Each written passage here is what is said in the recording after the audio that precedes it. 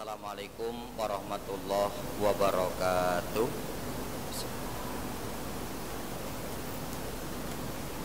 Innal hamdalillah nahmaduhu wa nasta'inuhu wa nastaghfiruhu wa na'udzu billahi min syururi anfusina wa min sayyiati a'malina may yahdihillahu fala mudhillalah wa may yudlilhu fala hadiyalah.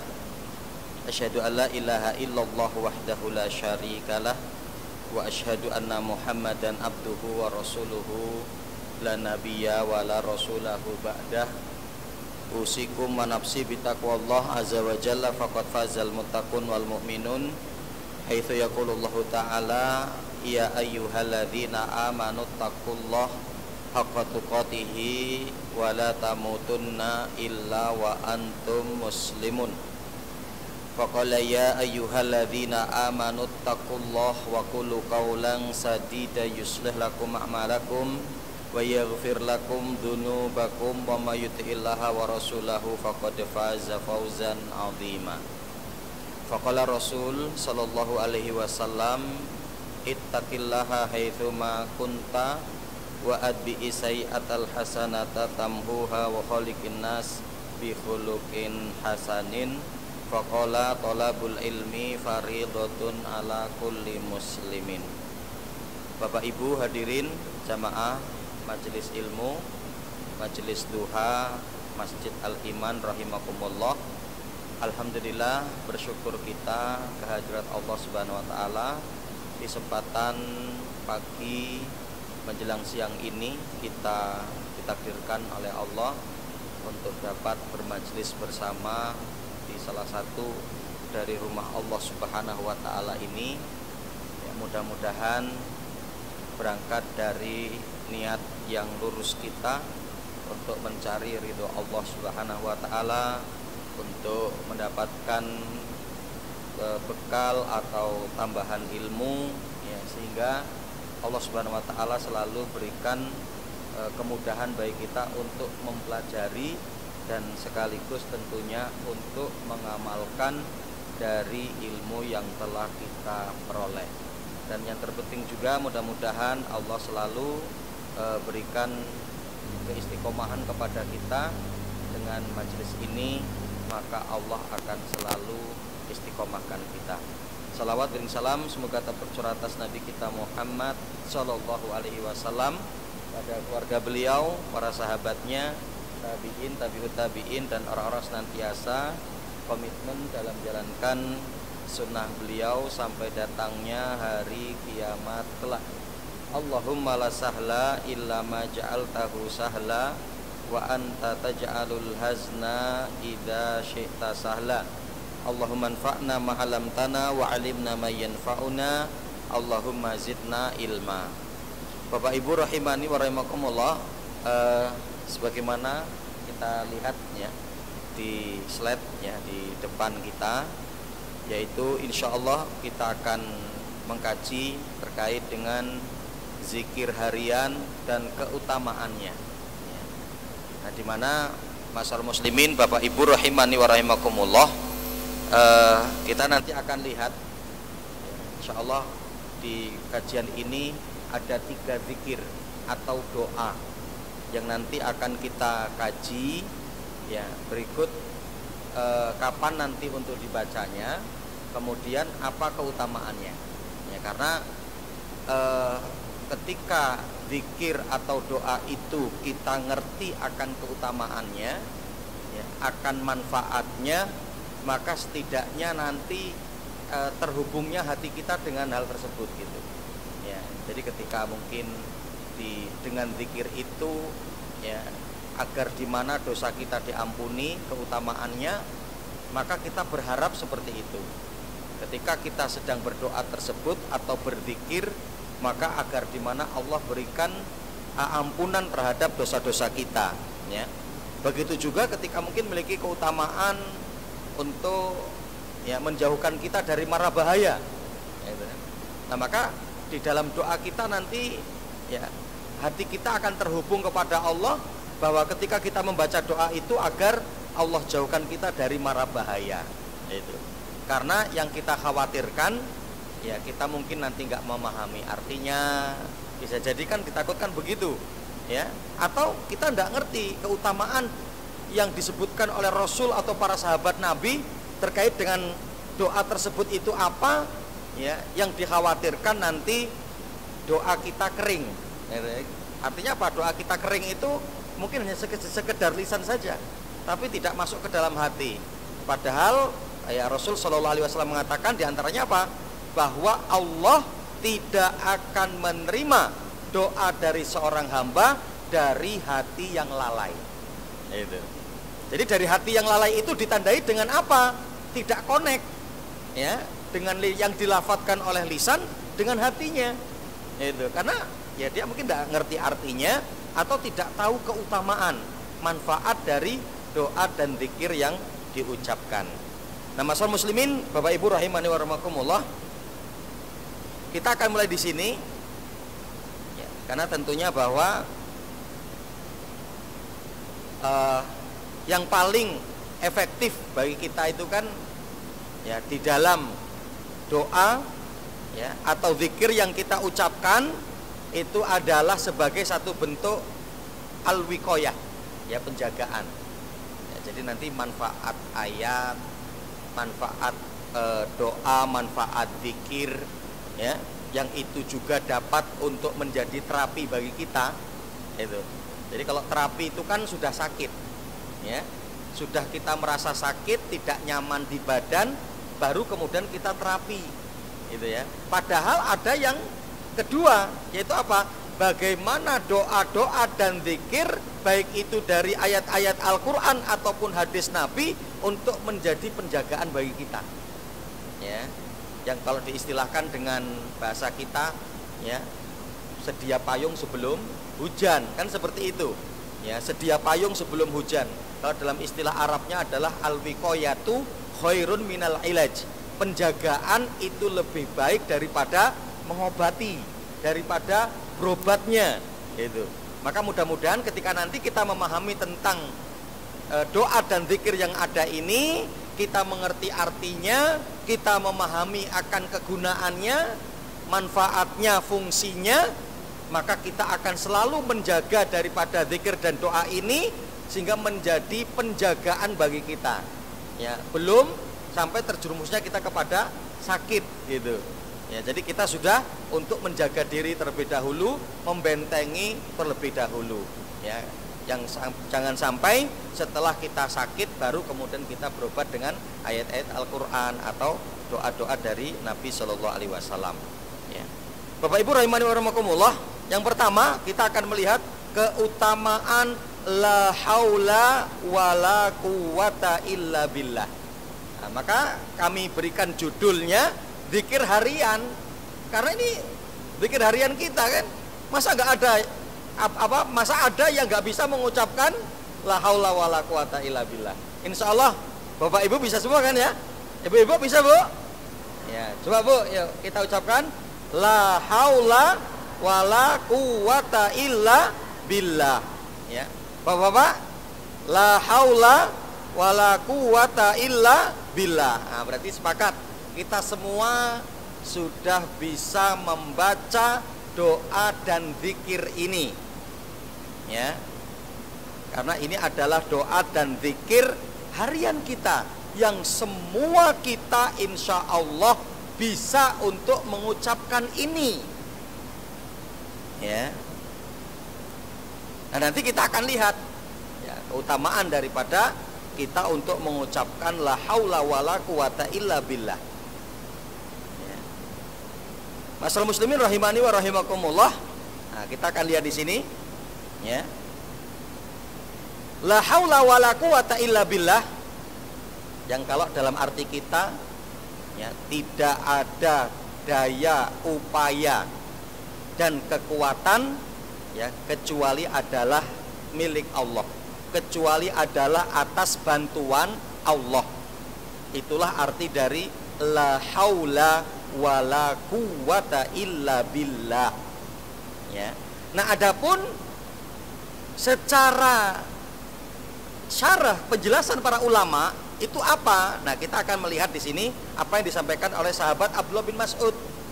Ya.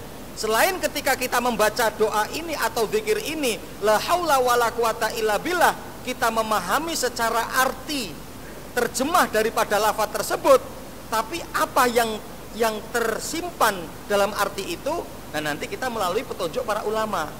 Nah, ternyata diantaranya sudah dijelaskan oleh sahabat Abdullah bin Mas'ud dari arti la haula wala quwata illa billah.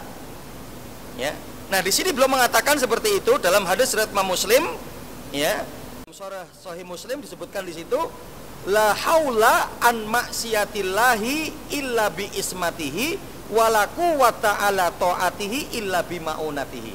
Nah, jadi ini perlu untuk kita catat betul bahwa adanya perbedaan ketika kita menyebutkan la haula, haula, wala quwatanya itu dalam hal apa gitu. Ternyata di situ dibedakan oleh sahabat Abdullah bin Mas'ud. Untuk kepada la haula, haulanya itu adalah dari maksiat. Gitu ya. Maka sehingga nanti ketika kita berdoa kepada Allah, la haula, kita memahami dalam hati kita, ya Allah, tidak adanya daya upaya ya kami dalam menjauhkan diri dari kemaksiatan illa bi ismatihi, kecuali atas pertolonganmu ya Allah. Itu, kecuali atas pertolonganmu. Maka kita memahami bahwa ketika kita nanti membaca la haula, itu adalah kaitan dengan kemaksiatan. Kita meminta kepada Allah agar kita dijauhkan dari kemaksiatan. Kita meminta kepada Allah agar Allah bantu kita, agar dimudahkannya kita untuk menjauhkan diri dari dosa. Itu. Yang selama ini kan mungkin kita baru taunya kan umum ya.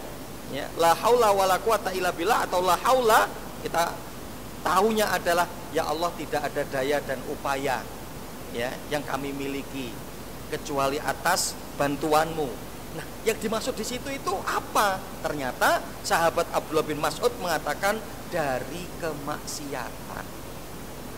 Ya. Wala quwata, dan ya Allah, kami tidak memiliki kekuatan. Kuwata ya. Kekuatan ya. Maka bisa jadi kita mendapati bahasa Indonesia itu yang ngambil dari bahasa Arab. La quwata, tidak ada kekuatan, tidak ada kemampuan yang bisa kemudian kami curahkan untuk melakukan ketaatan kepadamu kecuali illa bimaunatihi, kecuali atas pertolonganmu ya Allah. Ya, nah nanti bagaimana kita bisa menghadirkan hati kita ketika kita berdoa kepada Allah dengan lafaz ini, dengan kalimat ini, kita sudah memahami. Ya, artinya bahwa kita tidaklah menjadi orang yang hebat dalam ketaatan kepada Allah kecuali karena bantuan Allah, ya. Tidaklah kita kemudian menjadi orang yang hebat diberikan kemampuan untuk meninggalkan kemaksiatan kecuali itu pun karena bantuan Allah. Itu. Nah, maka mudah-mudahan dengan ketika kita sudah memahami ini, maka kita sudah ngerti.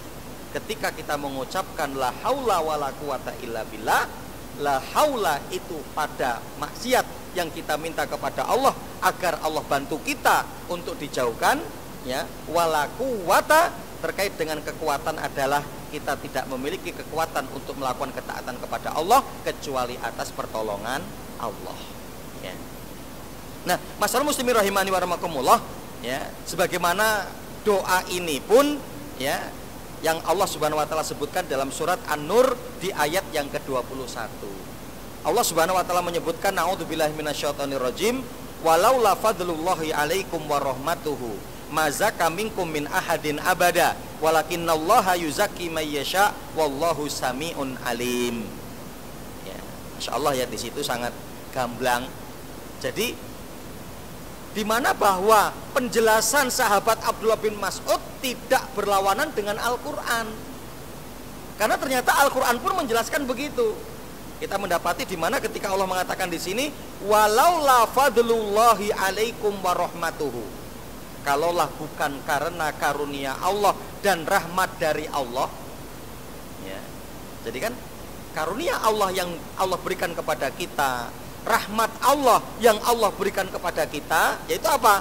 Ditandai dengan ya kondisi kita yang ada dalam ketaatan kepada Allah dan kondisi kita yang jauhnya dari kemaksiatan kepada Allah. Mazaka minkum min ahadin abada. Ya, jadi yang memberikan karunia dan rahmat kepada kita itu adalah Allah. Ya, kita tidak memiliki kemampuan apa-apa selama-lamanya. Ya. Jadi tidak boleh kita kemudian saya bisa untuk terus menjaga ibadah ini ya karena saya ikut ngaji terus, karena saya berkomunitas dengan komunitas yang baik, karena rumah saya dekat masjid dan seterusnya. Ya, ini akan menjadi sebabnya. Tapi kalaulah tidak karena pertolongan Allah, ya nggak bisa kita. Karena banyak yang rumahnya dekat masjid juga nggak ke masjid. Ada kan gitu kan? Ada. Ya, banyak. Gitu ya. Nah, jadi artinya apa? Bahwa kalaulah tidak karena karunia Allah dan rahmatnya, mazaka minkum min ahadin abada. Kita ini nggak bisa terjaga selama-lamanya. Kalaulah bukan karena karunia dan pertolongan Allah. Kenapa kita kemudian bisa menjadi orang yang baik? Kita digolongkan oleh Allah menjadi orang yang taat. Allah golongkan kita menjadi orang yang solih dan solihah. Semua itu karena karunia dan rahmat dari Allah. Ya. Karena kita juga mendapati ya, seperti Abu Lahab, Abu Jahal. Apakah kemudian hidupnya di tempat yang buruk? Enggak, bertetangga dengan Rasulullah. Gitu kan? Apakah kemudian yang menasehati, yang mengajak, yang mendakwahi kemudian orang yang biasa-biasa? Bukan, Rasulullah. Tapi kenapa tidak mendapatkan petunjuk? Karena Allah tidak memberikan karunia dan rahmatnya kepadanya. Gitu kan? Yang kita loh, bukan tetangga Nabi kan? Ya. Yang kita bukan tetangga Nabi, yang kita bukan hidup pada masa Nabi, tapi alhamdulillah Allah takdirkan karena rahmat dan karunia Allah sehingga Allah mudahkan kita untuk beramal soleh. Allah mudahkan bagi kita untuk meninggalkan kemaksiatan, untuk terjerumus kepada dosa. Allah mudahkan kita untuk menghindari itu semua. Gitu. Nah, maka itulah arti dari la haula wala quwata illa billah.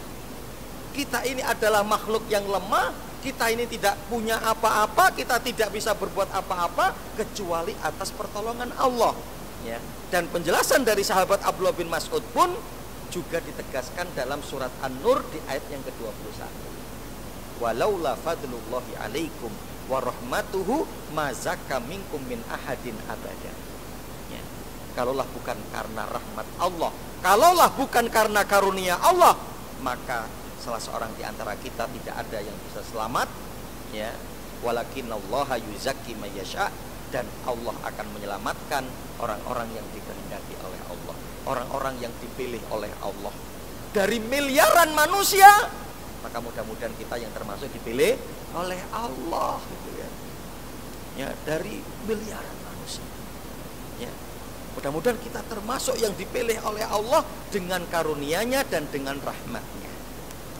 Ya, maka mudah-mudahan kita sudah memahami dari arti la haula wala quwata illa billah.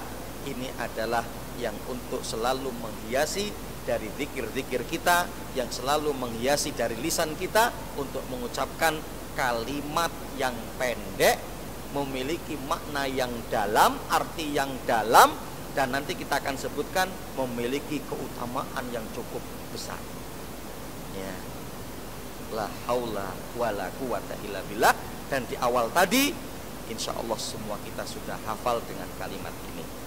Kemudian berikutnya keutamaannya. Apa keutamaannya? Yang pertama, simpanan dari simpanan surga. Masya Allah. Ya. Simpanan dari simpanan surga. Ya. Ini dari sahabat Abu Musa al-Ash'ari. Ya. Di dalam riwayat Imam Al-Bukhari dan Muslim. Berarti hadis ini benar. Hadis ini sahih. Ya. Pada waktu ketika Rasul SAW berkata kepada para sahabatnya, ya, ala adullukum kanzun min kunuzil jannah. Masya Allah. Maukah kalian aku tunjukkan dari simpanan surga? Kanzun min kunuzil jannah. Ketika Rasul menyebutkan kepada para sahabatnya, wahai para sahabatku, maukah aku tunjukkan kepada kalian simpanan dari simpanan surga? Jadi artinya apa, masyaallah muslimin rahimakumullah? Ketika kita nanti mengucapkan la haula wala quwata illa billah, kita ini sedang nyimpen simpanan terbaik kita yang nanti akan kita petik di dalam surga. Ya. Nah, ketika hal ini disampaikan oleh Rasul kepada para sahabatnya, apa jawab para sahabat? Qalu bala ya Rasulullah. Tentu wahai Rasulullah, aku ingin tahu apa simpanan dari simpanan surga itu. Ya, kemudian di mana apa? Rasul Shallallahu Alaihi Wasallam mengatakan, Kul la haula wala quwata illa billah. Kemudian Rasulullah berkata kepada para sahabatnya, ucapkanlah kalimat la haula wala quwata illa billah. Itu adalah kanzun min kunuzil jannah. Itu merupakan simpanan dari simpanan surga yang tanpa kita berpayah-payah, kan gitu para bapak ibu sekalian rahimakumullah ya, tanpa kita bersusah-susah, tanpa harus kemudian ngapal dulu lah, atau karena kok panjang amat sih belum hafal maka bawa kertas, nggak perlu, karena kalimatnya ringkas, la haula wala quwata illa billah. Dan semua kita bisa. Setiap kita mengucapkan kalimat itu, kita telah memiliki simpanan dari simpanan di dalam surga. Masya Allah. Ya. Yang akan membantu kita, akan menolong kita pada kondisi ketika nanti, wallahu a'lam bishawab, kita tidak tahu di akhirat nanti. Bisa jadi kita ini butuh bantuan yang cukup banyak. Maka bisa jadi ternyata kemudian ketika kita sudah mepet, ternyata kemudian para malaikat mengatakan, ternyata dia memiliki simpanan dari simpanan surga. Selamatkanlah dia, masukkanlah dia ke dalam surga. Yaitu karena dulu ketika dia hidup di dunia senantiasa mengucapkan la haula wala quwata illa billah. Ini yang pertama, para bapak ibu sekalian rahimakumullah, bahwa keutamaan dari la haula wala quwata illa billah adalah merupakan simpanan dari simpanan surga. Yang kedua, dapat menyembuhkan segala penyakit, minimal kesedihan. Dari sahabat Abu Hurairah radhiyallahu anhu bahwa Rasulullah bersabda, barang siapa yang membaca la haula wala quwata illa billah akan menjadi obat dari 99 penyakit, paling rendahnya tertimpa kesedihan. Masya Allah. Jadi keutamaan ketika kita mengucapkan la haula wala quwata illa billah, ya, berdasarkan hadis dari sahabat Abu Hurairah radhiyallahu taala anhu, itu dapat menyembuhkan segala macam penyakit. Minimal adalah penyakit kesedihan. Jadi diantaranya apa? Ketika kita sedang dalam kondisi sedih, ucapkanlah la haula wala quwata illa billah. Nah, ini keutamaan yang kedua dari kalimat la haula wala quwata illa billah, itu dapat menjadi penyembuh dari penyakit kita. Ya. Kemudian berikutnya adalah ya, terhindar dari mara bahaya, minimal kefakiran. Masya Allah, manfaatnya ternyata sangat besar. Ya. Makhul dari seorang tabi'in pernah berkata, barang siapa yang mengucapkan la haula wala quwata illa billah, ya, wala manja minallahi illa ilaih, ya, yang dimaksud di situ adalah wala manja minallahi illa ilaih, ya, jadi dia tidak akan, ya, Allah tidak akan memberikan keselamatan kecuali kepadanya. Kecuali kepada siapa? Kepada orang-orang yang mengucapkan la haula wala quwata illa billah. Ya, jadi barang siapa yang mengucapkan itu, tidaklah Allah akan memberikan pertolongan kecuali kepada orang yang selalu mengucapkan la haula wala quwata illa billah. Dihindarkan dari 70 mara bahaya, paling ringannya adalah kefakiran dalam riwayat Imam Tirmidzi. Jadi artinya apa? Dengan kita mengucapkan kalimat la haula wala quwata illa billah, itu juga menjadi asbab Allah akan turunkan kekayaan kepada kita. Jadi artinya apa? Masya Allah. Sehingga nanti ya harapannya jangan sampai kita lupa dengan kalimat ini. Minimal ya berapa kali coba kita ucapkan ya, minimal adalah berarti 10 kali ya minimal. Itu yang menjadi satu itu yang menjadi suatu yang lazim. Kenapa? Karena kita ucapkan ketika nanti dalam adzan kita mendengar kalimat hayya 'ala shalah, hayya 'alal falah. Ya kan? Ketika adanya suara adzan dikumandangkan, ketika muadzin mengucapkan hayya 'ala shalah, jawaban kita adalah la haula wala quwata illa billah. Hayya 'alal falah, ucapan kita juga adalah la haula wala quwata illa billah. Untuk di kalimat yang lain kita mengucapkan seperti yang diucapkan oleh muadzin. Ketika muadzin mengucapkan Allahu Akbar, kita menjawab dengan Allahu Akbar.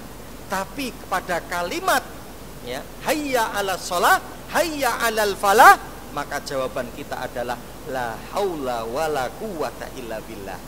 Itu yang seyogianya udah menjadi otomatis. Itu kan jawaban kita ketika kita mendengar adzan. Kita sedang duduk ngobrol gitu ya, kemudian mendengarkan adzan ya, maka kita mungkin jeda sebentar, yuk kita dengar adzan dulu. Nanti secara otomatis ketika kemudian muadzin mengucapkan ya hayya 'alas shalah, hayya 'alal falah, maka secara refleks dari lisan kita pun untuk menjawab la haula wala quwata illa billah, yang ternyata memiliki kemanfaatan yang sangat besar ya. Di antaranya tadi yang ketiga ini adalah terhindarkan dari mara bahaya, minimal adalah kefakiran ya. Jadi siapapun kita untuk yakin ini janji Rasul Shallallahu Alaihi Wasallam yang mengucapkan daripada kalimat la haula wala quwata illa billah, Allah hindarkan dari kemiskinan, Allah hindarkan dari mara bahaya ya. Yang kadang kan kita tidak ngerti nih ke depan mara bahaya kita itu apa begitu. Nah, selain dari ini kita ucapkan ketika kita mendengarkan adzan, maka nanti boleh kita ucapkan, kita zikirkan pada waktu kapanpun ya. Seberapapun jumlahnya, monggo silakan gitu ya. Yang penting jangan di tempat-tempat yang dilarang ya. Mengucapkan la haula wala quwata illa di kamar mandi, nah ini tidak boleh ya. Kita sedang baca sedang menyopir, la haula wala quwata illa billah. Di jalan kita sedang berjalan, la haula wala quwata illa billah ya. Karena niscaya ketika kalimat zikir yang selalu untuk kita basahkan untuk lisan kita, niscaya ketika kita mendapati hal-hal yang mendadak, ucapan kita itu gitu ya. Kadang kan kita kesandung, ucapan orang tuh kadang beda-beda gitu kan. Masya Allah, kadang refleksnya itu ya yang suka ngomong buruk ya buruk yang keluar gitu kan ya. Nah, ini tapi kalau semuanya kita yang sering terucap itu kan kesandung la haula wala quwata illa billah, nah bener kan gitu ya, ya. Ketimbang ketika sandung malah yang keluar kalimat-kalimat binatang kan gitu kan ya. Nah ini Masya Allah ya, padahal ya pakai kopiah, jenggotnya panjang gitu kan, pakai jilbab gitu. Ketika kesandung atau kejatuhan apa yang diucapkan kalimat-kalimat yang tidak baik gitu. Maka kalau kita terbiasa dengan kalimat-kalimat zikir, maka niscaya ya ketika ada sesuatu yang refleks terjadi pada diri kita pun yang akan keluar juga kalimat-kalimat yang baik ya. Kemudian berikutnya Bu, keutamaan membaca bismillah. Masya Allah, lebih ringan lagi Bu ya, semua kita bisa kan? Ayo coba bareng-bareng Bu, bismillah ya, bisa kan? Masa gak hafal? Hanya mengucapkan bismillah. Masya Allah. Nanti kita akan lihat itu apa ini ya. manfaatnya, apa itu fungsinya gitu ya. Bismillah. Jadi segala sesuatu yang disandarkan kepada Allah itu kan menjadi mulia, Bu ya. Ketika kita memulai dengan membaca bismillah, segala sesuatu yang disandarkan kepada Allah maka menjadi mulia ya. Kitab, Bu, buku, kitab itu kan buku ya. Kitab itu adalah buku ya.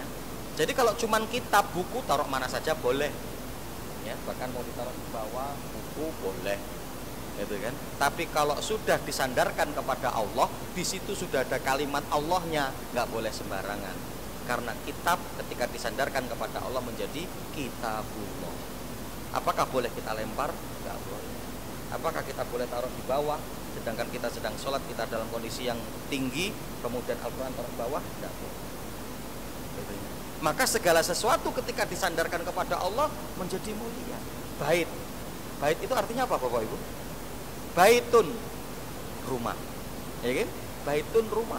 Tapi kalau sudah disandarkan kepada Allah menjadi Baitullah, nggak sembarangan, gitu kan? Nggak sembarangan. Boleh orang menghina rumah kita, wah rumah jelek, rumah jadul, mungkin gitu ya. Tapi ketika dia sudah menghina Baitullah, rumahnya Allah, nggak boleh. Harus berhadapan dengan kita, harus jaga mulutnya, harus diklarifikasi kenapa dia ngomong begitu. Kalau untuk menghina rumah saya nggak apa-apa, baitun, rumah, ya. Tidaklah rumah saya, tapi jangan sekali-kali Anda menghina Baitullah. Ketika bait itu sudah disandarkan kepada Allah menjadi mulia. Ya kan? Baitullah yang dirindukan oleh semua orang gitu kan. Masya Allah, semua merindukan itu. Ya. Yang qadarullah sekarang agak mahal gitu kok ya. Sekarang agak mahal. Padahal pingin semua itu. Dan termasuk dulu Indonesia itu ya termasuk terbanyak untuk pelaksanaan ibadah umroh. Insya Allah, berarti kan semangatnya luar biasa penduduk Indonesia itu ya, semangatnya luar biasa. Ditambah lagi ya berarti kaya orangnya sebetulnya, karena bisa umroh setiap tahun, bisa umroh setahun 2 kali umroh, Masya Allah. Nah Bapak Ibu rahimani wa rahimakumullah, kita untuk keutamaan membaca bismillah yang insya Allah. Yang pertama dibaca di setiap mau memulai perbuatan. Diusahakan apapun itu bismillah ya. Mau naik motor bismillah, turun dari motor bismillah ya. Mau membuka pintu bismillah, mau tidur bismillah ya. Minimal itu. Karena Pak Rasul Shallallahu Alaihi Wasallam mengatakan kullu kalamin au amrin dibalin la yuftahu bi dzikrillahi fahuwa abtar au qala aqta. Ya, setiap ucapan atau perbuatan yang tidak dimulai dengan menyebut nama Allah kan bismillah. Ya, bismillah fahuwa abtar, maka itu akan menjadi amalan yang terputus atau amalan yang sia-sia. Atau dalam yang lain adalah aqta. Ya, maka nanti di sini sebutkan sebagian ulama ada yang mendoifkan hadis ini. Ya, tapi saya pernah mendapatkan kajiannya, di antaranya dikaji dalam kitab Usul Salasah, bahwa yang doif itu dengan menggunakan kata abtar, yang kemudian sahih atau minimal hasan seperti di sini dihasankan oleh Imam An-Nawawi, dan juga hadis ini dihasankan oleh Imam Ibnu Hajar pada lafadz aqta. Gitu. Jadi apa? Kullu kalamin au amrin dibalin la yuftahu bi dzikrillahi fahuwa aqta. Ini hadis yang hasan. Itu. Maka di situ ada 2 lafaz. Ada yang menggunakan abtar, ada yang menggunakan aqta. Ya, jadi yang benar itu menggunakan aqta. Kullu amrin dibalin la yubda'u fihi bi bismillahi fahuwa aqta. Ya. Nah ini. Nah, jadi apa? Ketika segala aktivitas kita, keseharian kita, meskipun itu bukan ibadah, yang dimulai dengan kita menyebut nama Allah, yang dimulai dengan bismillah, maka keberkahannya akan lebih. Masya Allah ya. Apa beratnya hanya ditambah dengan kalimat bismillah, tapi akan lebih berkahnya daripada ketika mungkin malah kita nggak dapat berkah, gitu kan? Sama-sama kita buka rolling door toko kita, ketika kemudian kita sambil atau malah nyanyi kan gitu ya, sambil nyanyi gitu kan, bagaimana kalau kita ganti dengan bismillah? Masya Allah, jadi berkah gitu kan, jadi berkah. Atau daripada ngelamun, bukan ngelamun ya, bismillah, kalimat yang sangat ringan ya, yang dijanjikan apa disebutkan oleh Rasulullah di sini, kalau tidak dimulai dengan kalimat itu dari aktivitas kita, fahuwa aqta, maka berkahnya terputus. Ya, padahal dengan kalimat yang sangat ringan. Ya, nah ini yang pertama. Ya. Kemudian yang kedua, ditekankan dan sunnah pada waktu mau makan, pada waktu mau masuk rumah. Nah, jadi tadi itu secara keumuman untuk ketika kita akan memulai semua aktivitas kita, ya, baik itu aktivitas ibadah atau aktivitas mubah. Yang penting bukan aktivitas maksiat ya. Maksiat bismillah. Ya bismillah aku tak nyuri.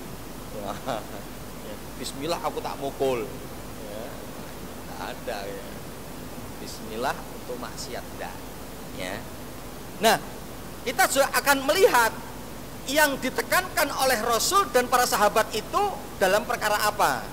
Yang pertama, ditekankan dan sunnah pada waktu mau makan, pada waktu mau masuk rumah. Ini dalilnya. Ya, di mana dalam muttafaqun alaih, beliau sallallahu alaihi wasallam Rasul bersabda, bismillahi wakul biyaminika wakul mimma yalika. Samillah wakul biyaminika wakul bima yalika. Ini adalah Rasulullah sampaikan kepada seorang gulam, anak kecil. Ketika Rasulullah mengatakan ya gulam, samillah wakul biyaminika wakul bima yalika wakul mimma yalika. Rasulullah berkata kepada gulam. Gulam itu ya, Imam Ibnu Rajab Al-Hambali menyebutkan apa? Anak yang umurnya belum sampai 7 tahun. Itu sudah diajari oleh Rasulullah bagaimana cara makan yang benar. Itu apa? Rasulullah berkata kepada anak kecil yang umurnya belum sampai 7 tahun dengan mengatakan apa? Kalau kamu mau makan, sebut nama Allah, bismillah ya. Dan kemudian apa? Makanlah, kata Rasulullah, makanlah pakai tangan kananmu dan ambillah makanan yang dekat denganmu. Gak usah kemana-mana gitu ya. Ya, apa yang ada ya sudah, sabar. Kalau ini minta temennya suruh ngambilkan gitu kan. Ya. Atau tempat makanan yang bisa diputer, nah, gitu kan.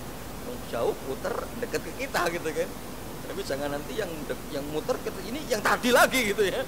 Yang muter lagi yang tadi lagi gitu ya. Berarti memang takdirnya kita dapat itu gitu ya.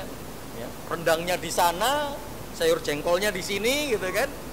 Ya, kita sudah ngambil sayur jengkol, mau rendang lah diputer, jengkol lagi, puter lagi, jengkol lagi gitu ya. Ya, berarti rendangnya memang lagi nggak mau sama kita gitu kan istilahnya. Nah, jadi pesan Rasul begitu, samillah. Jadi ini penekanan dari Rasulullah. Kalau tadi kan secara umum ya, segala ucapan, segala perbuatan yang tidak dimulai dengan menyebut bismillah, maka dia akan terputus berkahnya. Nah, sekarang kita sudah pada prakteknya Rasulullah seperti apa? Yang pertama, ketika kita hendak makan, bismillah. Maka nanti para ulama juga mengatakan apa?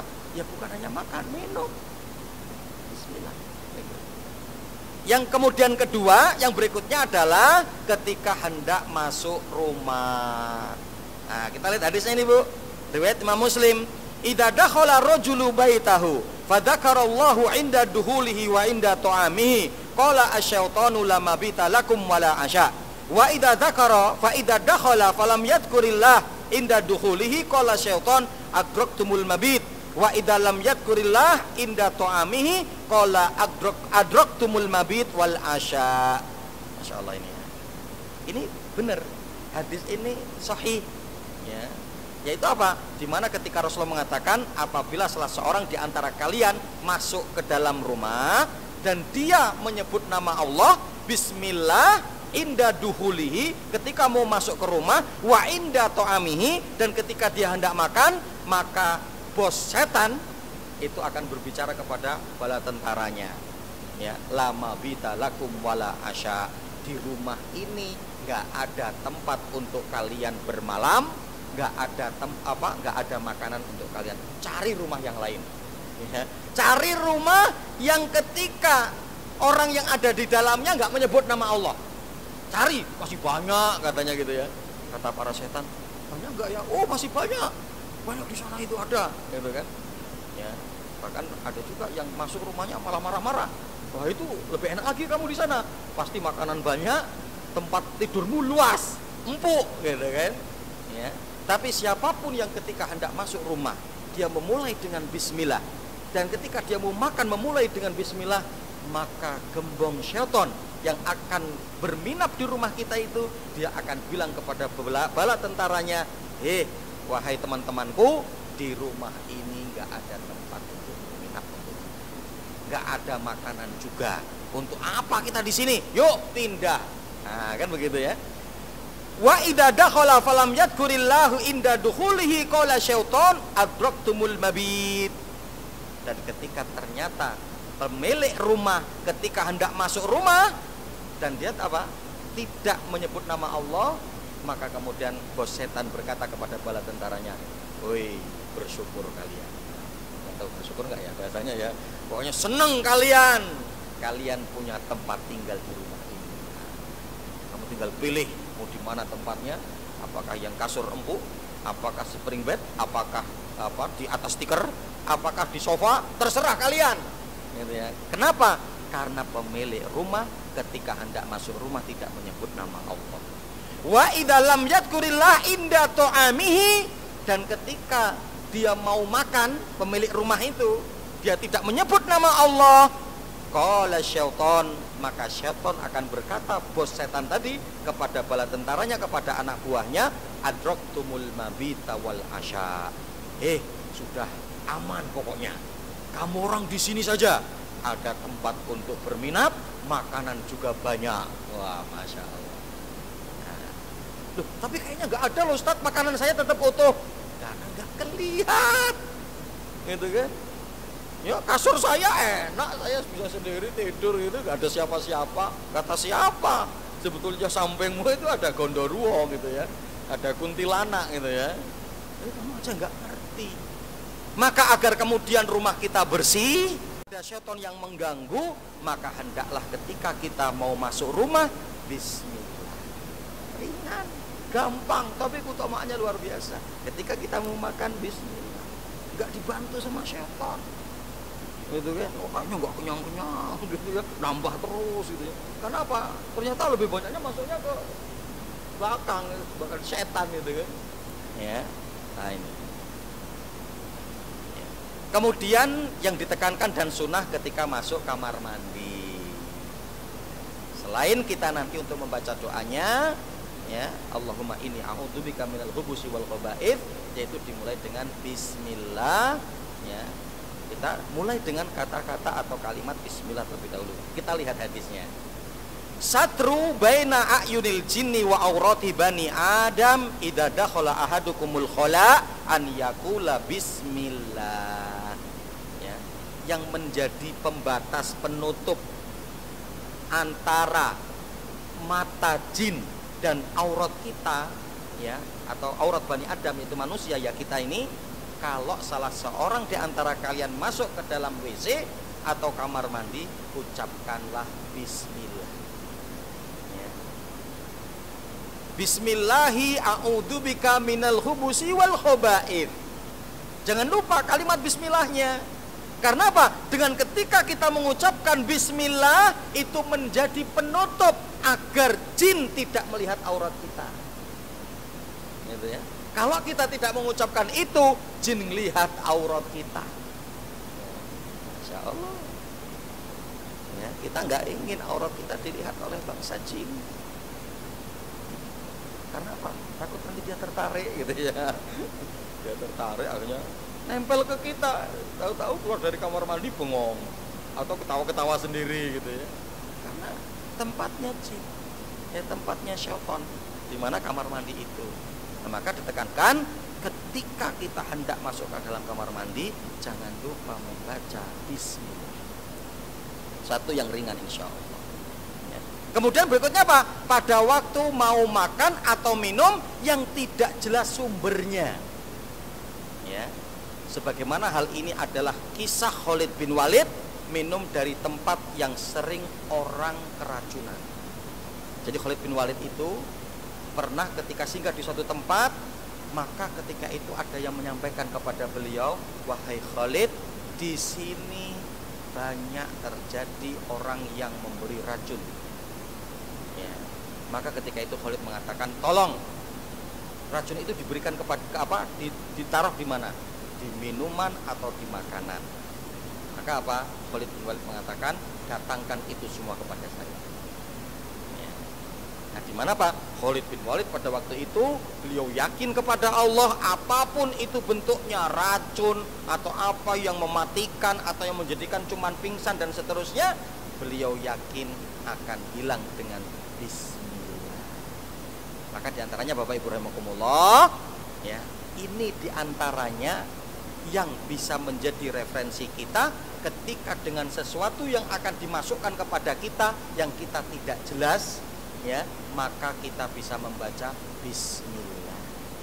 Ya, atau nanti dalam riwayat yang lain ketika itu apa? Ya, Khalid bin Walid pun menambahkan dengan kalimat bismillahi, ya, la yadurru ma asmihi syai'un fil ardi wala fis sama wa huwas samiul alim.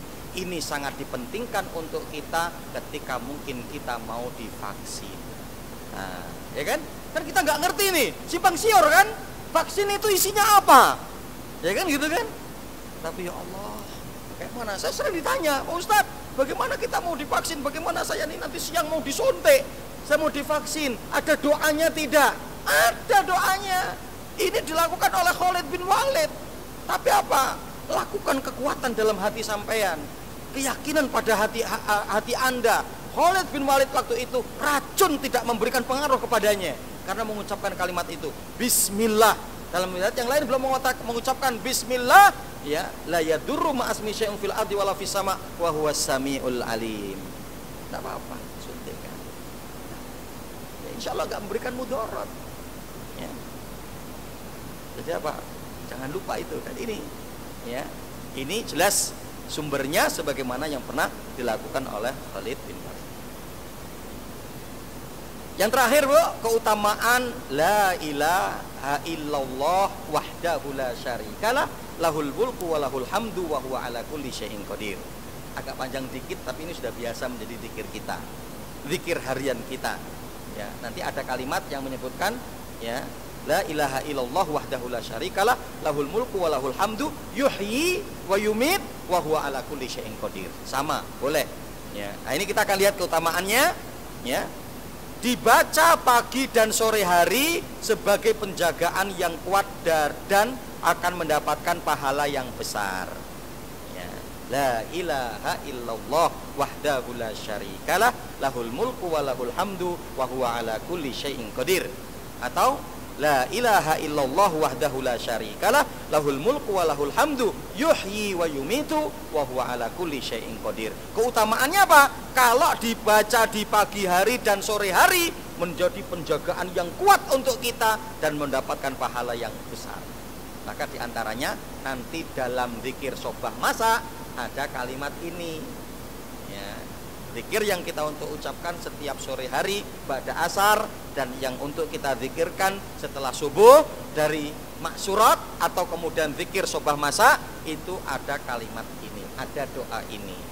Rasul sallallahu alaihi wasallam mengatakan, "Man qala la ilaha illallah wahdahu la syarikalah lahul mulku wa lahul hamdu wa huwa ala kulli syai'in qadir fi yaumin mi'a marrah kanat lahu adlu asri riqab wa kutibat lahu mi'atu hasanah wa muhiyat anhu mi'atu sayyi'ah wa kanat lahu hirzan minasyaitan yaumahu dzalika hatta yumsi wa lam ya'ti ahadun bi afdali mimma ja'a bihi illa ahadun amila aktsaru min dzalik." Ya, masyaallah itu.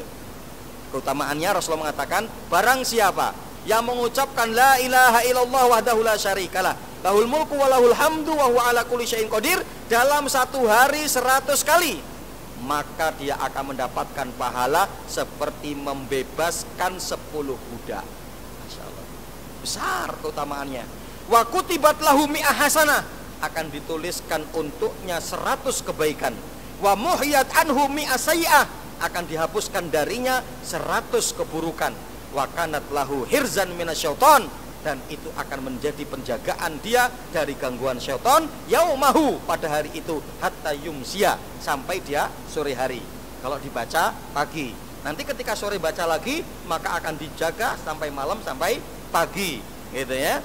Walam ya'ti ahadun bi afdhali bima ja'a bihi, tidaklah ketika seorang itu datang dengan zikir-zikir yang kemudian disunahkan ini, illa ahadun amila aktar min dalik, kecuali dia harus beramal lebih banyak daripada itu semua.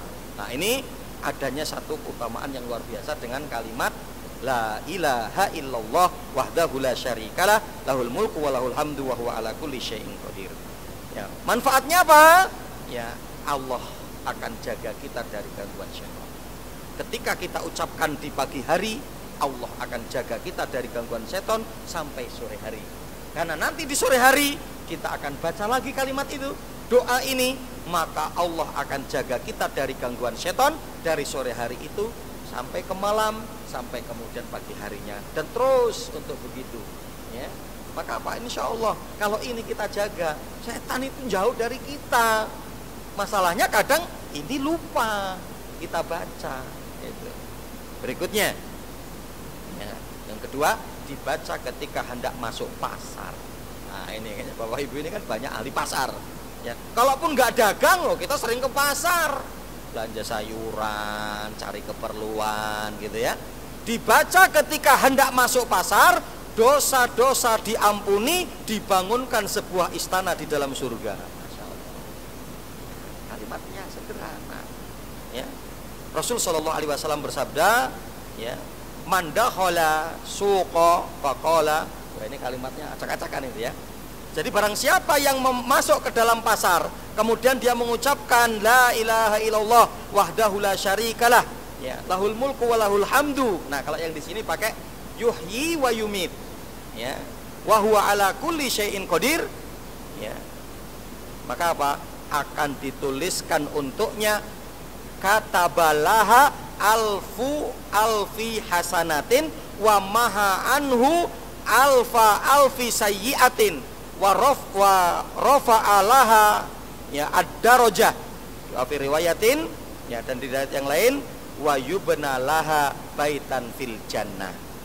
Di mana Rasul Shallallahu Alaihi Wasallam mengatakan, barang siapa yang hendak masuk pasar, kemudian dia mengucapkan la ilaha illallah wahdahu la syarikalah lahul mulku wa lahul hamdu yuhyi wa yumitu wa huwa ala kulli syai'in qadir, maka akan dituliskan untuk dirinya 1.000.000 kebaikan. Masya Allah. Alfi hasanatin. 1.000 kali 1.000 berapa, Bu? Pak? 1.000 kali 1.000? 1.000.000, bener kan ya? 1.000 kali 1.000. Kan di situ bahasanya alfa. Ya, alfa. Ya, itu artinya alfun. Ya, 1.000. Ya, 1.000 berarti 1.000 kali 1.000, 1.000.000. 1.000.000 kebaikan, dan akan dihapuskan darinya yang ketika hendak masuk pasar itu kemudian mengucapkan doa ini, akan dihapuskan 1.000 juga keburukan, 1.000 dosa akan dihapuskan dan akan diangkat derajatnya. Dan dalam riwayat yang lain disebutkan wabana laha baitan fil jannah, akan dibangunkan untuknya sebuah, ya, istana di dalam surga. Insyaallah. Dan nanti kalau kita melihat syarah hadis ini, di beberapa syarah para ulama menyebutkan kisah yang sahih ketika ada 2 orang bertemu di pasar, ya. Yang ketika itu apa? Yang temennya yang A mengingatkan yang B, ya, he Mas B, ya, gambarannya begitulah, he Mas B, kamu sudah doa belum? Oh iya, loh, utamaannya besar, kita masuk ke dalam pasar ini, itu ya.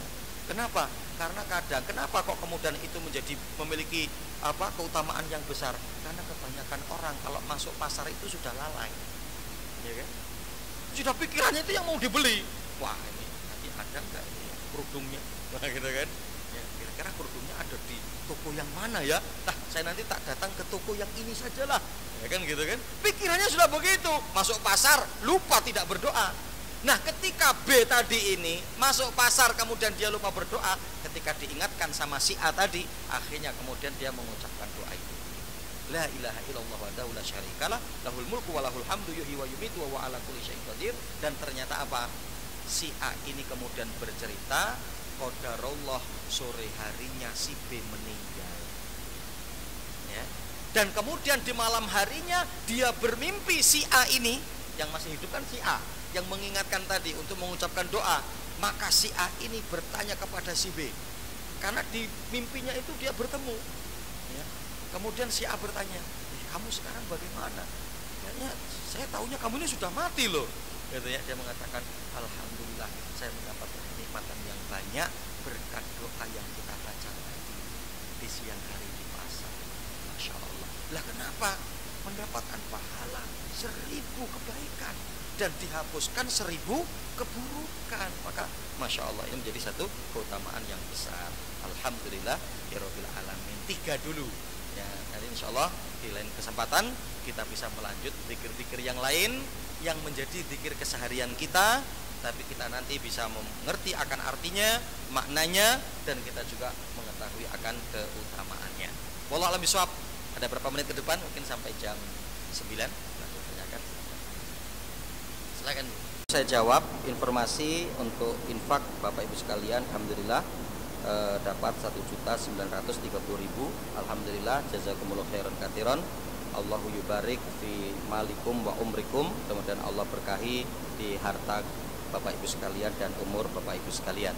Nah, Bapak Ibu rahimakumullah, alhamdulillah wassalatu wassalamu ala Rasulillah. Jadi untuk zikir-zikir yang ada ini sebagai satu amalan individu diantaranya ya. Nah, di mana bahwa apakah untuk dijaharkan atau disirkan. Jadi di mana untuk membaca doa ini untuk disirkan atau ya minimal kalau mau disuarakan kita yang dengar. Gitu ya, kita yang dengar. Ya, karena pembacaan doa atau zikir yang itu mungkin tidak perlu untuk kita keraskan, itu minimal untuk adanya gerakan lisan kita juga, itu minimal. Maka di dalam bacaan sholat kita yang sir itu nggak boleh dalam hati, gitu ya, nggak boleh dalam hati. Minimal itu adalah untuk kita gerakkan lisan. Maka para sahabat mengatakan begitu ketika masuk dalam kajian tentang apakah bacaan seperti apa bacaan Rasulullah ketika sholat. Maka mereka mengatakan, aku melihat ketika Rasulullah sedang sholat janggutnya bergerak-gerak. Berarti karena apa? Lisannya. Kalaupun kemudian bisa lebih daripada itu, maka apa? Dengan suara pelan yang terdengar oleh kita. Itu. Karena kadang juga ada yang berlebihan untuk untuk sholat yang sir, ganggu temennya karena agak keras dia bacanya gitu. Nah, ini akan mengganggu. Nah, jadi dari doa-doa yang telah kita sebutkan tadi ini, anjuran kita untuk membacanya itu seperti apa? Yaitu dengan sir.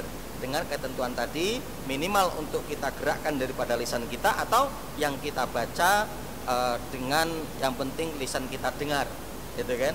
Karena ya nggak untuk sambil suara keras kan, mau masuk pasar, la ilaha illallah wahdahu la syarikalah lahul mulku wa lahul hamdu. Wah, ini ngapa ini? Nanti banyak orang yang nggak ngomong tapi beri isyarat. Ya, gitu ya. Kata ibu itu, weh, saya ini nggak stres ya. Saya sambil ngajarin kalian, ayo baca la ilaha illallah. Ya, sebenarnya sebagai syiar kalau mau ngomong begitu ya nggak apa-apa, nanti takut nanti gini-ginikan itu nggak enak gitu ya. Jadi aplikasinya adalah untuk dibaca dengan sir, dengan pelan tentunya. Kemudian bagaimana terkait dengan hukum zikir yang diucapkan dengan keras ya. Jadi artinya kalau untuk doa itu ya seyogianya untuk begitu ya, untuk kita baca, kecuali kalau nanti yang bentuknya zikir dan terutama kaitan dengan zikir setelah sholat, gitu kan, zikir setelah sholat, dimana memang madhab Syafi'i itu berpendapat bahwa zikir setelah sholat dengan suara keras itu boleh, gitu ya. Hanya saja memang ada beberapa yang perlu untuk digarisbawahi. Artinya apa? Yang digarisbawahi itu zikir kita dengan suara keras itu pun seharusnya dengan zikir yang sunnah. Karena kadang zikir hari ini yang diucapkan dengan keras itu sebetulnya walau alam bisawab sesuai dengan sunnahnya itu di mana gitu. Karena kan kalau sesuai dengan sunnah kan apa? Kita membaca ya ketika selesai astagfirullah, astagfirullah, kemudian Allahumma anta salam wa minka salam. Nanti cobalah. Sekarang sudah banyak kok Bapak Ibu buka di Google zikir sesuai sunnah Rasul.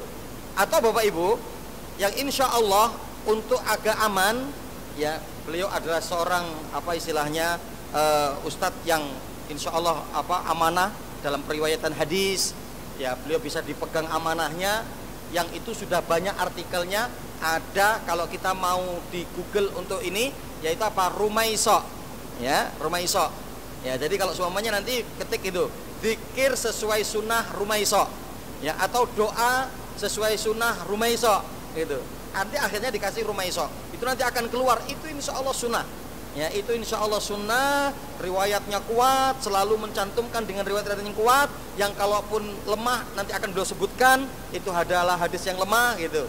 Nah maka nanti bisa seperti itu, kita bisa melihat zikir sunnah itu kayak mana, lafaz-lafaznya apa saja. Nah itu pasti nanti akan keluar, apalagi nanti kemudian Rumaiso itu pasti sudah sahih, bener itu hadis-hadis yang dicantumkan untuk ketika kita mau zikir. Nah maka perlu digarisbawahi itu, kalaupun kita mau mengikuti madhab Syafi'i yang dimana zikir setelah sholat itu untuk dijaharkan, maka zikirnya pun yang sesuai sunnah, yang untuk yang kita jaharkan, itu yang pertama. Kemudian yang kedua, sebetulnya perlu kita garis bawahi juga yang dilakukan oleh Imam Syafi'i dengan kemudian menjaharkan itu adalah ta'limun nas, untuk mengajarkan kepada orang lain. Kalau kira-kira jamaah itu sudah bisa, ya sudah. Tapi kan kadang yang terjadi terus gitu kan, itu yang meskipun ketika apakah memang hal itu tidak boleh, ya insya Allah boleh kalau kita mengikuti daripada madhab Syafi'i. Imam Asy-Syafi'i atau madhab Syafi'i itu membolehkan untuk zikir keras-keras, zikir jam'i itu diperbolehkan dari madhab Imam Asy-Syafi'i. Mungkin begitu Pak. Wallahu a'lam bishawab.